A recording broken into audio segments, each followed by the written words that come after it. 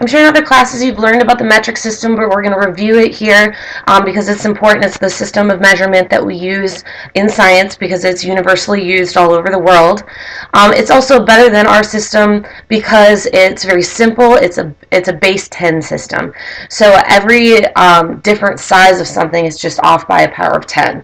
And each power of 10 gets a different prefix based on what it is. So you have kilo, meaning 10 to the third or 1,000. Hecto, meaning 10 to the 2 or 100. Deca, meaning 10 to the 1 or just 10.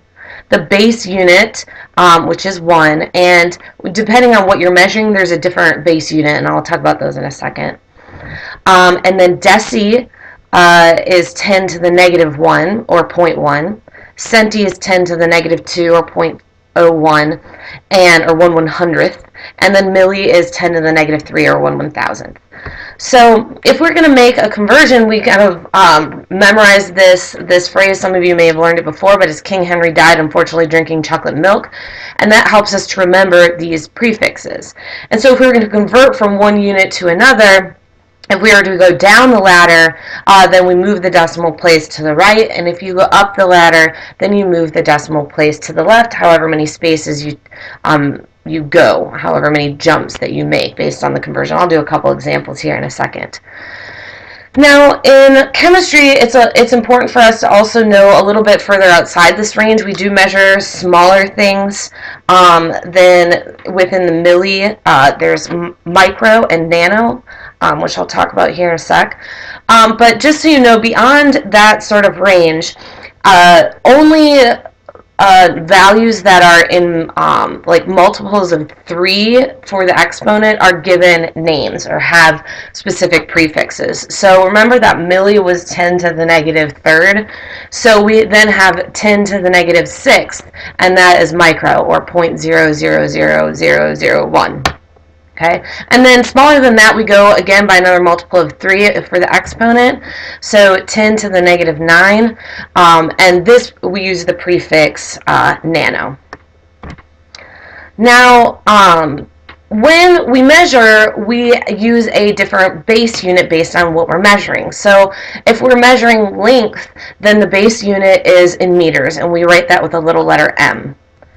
If we're measuring volume, remember that we did this, we talked about density and already how to calculate volume, so length times width times height, or using a graduated cylinder to measure volume.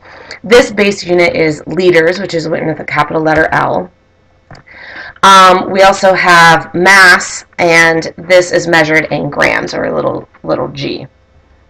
Okay, and typically the base unit that we're going to be using for temperature is going to be in degrees Celsius. However, we did talk about the Kelvin temperature scale, and later in the semester when we're working with gas laws and heat and stuff, we'll be using a lot of Kelvin temperature scale as well. So let's just go ahead and take a look at a couple of examples here. So I'll give you a couple of practice problems, and then you can try some on your own on the math worksheet. So we've got King Henry died, unfortunately, drinking chocolate milk, and this is how many liters or how many milliliters are in a liter. So remember, liter is the base unit. So you would start here, okay, and I said that I have 1 liter, right? And I want to go to milli, so the little m here, and so I go over 1, 2, 3 places to the right, and therefore I take my decimal here and go 1, 2, 3 places to the right, and fill it in with zeros. So there are 1,000 milliliters in 1 liter. And that's kind of important to remember, just because we use milliliters a lot when we're measuring using a graduated cylinder. Alright, so just one more example. So it says, how many grams are in 875 centigrams? So again, a gram is the base unit. So we're going to be going from centi to unit. So we're going to go 1, 2 places to the left. And so I have 875. I'm going to go 1, 2 places to the left, and my decimal point would then be there. So I have that 8.75 grams is equal to 875 centigrams.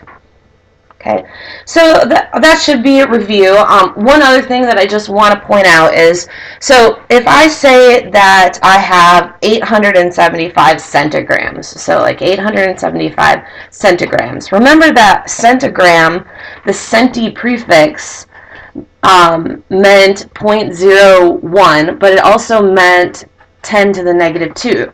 So I could also just write this problem out and say, well, centigrams, if I want to put that in grams, it would be 875 times 10 to the negative 2 grams. And this is scientific notation, and I'm going to go more into detail about it. Later we'll practice writing scientific notation, what's the correct way to write scientific notation, but that's what that means. Let me just give you one more example of those, because we are going to be using this in, I think it's in the next unit. So like wavelengths of light, or light has different sizes. So we would say like light is 400 nanometers, okay? I think that's like a blue light. Right? So what this means is it means that that is equal to 400 times, and remember this is nano, and the nano prefix times 10 to the negative 9 meters. So this number and this number are the same. So it's just another way of performing the conversion without, moving the decimal places.